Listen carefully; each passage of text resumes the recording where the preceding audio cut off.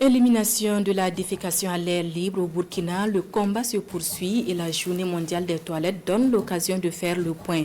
Commémorée hier dans la commune de IPLC, cette journée était placée sous le signe de la promotion de la cohésion sociale via l'assainissement. La journée de commémoration a été marquée par le lancement de 2 projets et la remise d'attestations de fin de défécation à l'air libre à 2 villages. Le point de tout ceci avec Nomba Kouda et Isia Kanana.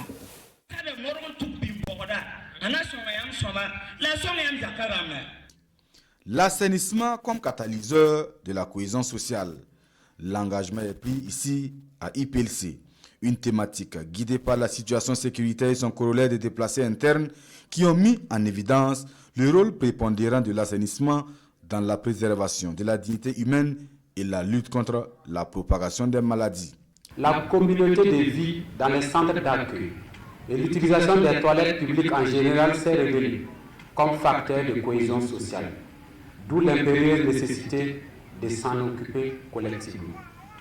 Les toilettes, mal utilisées, peuvent être à la base de nombreuses maladies. L'épidémie de la dengue qui sévit nous interpelle à cet effet. La commémoration de cette journée mondiale des toilettes voit ainsi le lancement de 2 projets dans 6 régions du Burkina. Le projet de promotion de l'hygiène, de l'eau potable, de l'assainissement et de renforcement de la résilience de la population au Covid-19 et au changement climatique en milieu rural, et le projet d'amélioration des services d'eau potable et d'assainissement pour le renforcement de la résilience. La mise en œuvre de ces 2 importants projets permettra pour le volet assainissement la réalisation de 13 500 latrines familiales, la réalisation de 600 blocs de latrines institutionnelles et publiques pour les écoles, les centres de santé, les marchés, les gares routières et de 200 lavoirs puisards dans les centres de santé.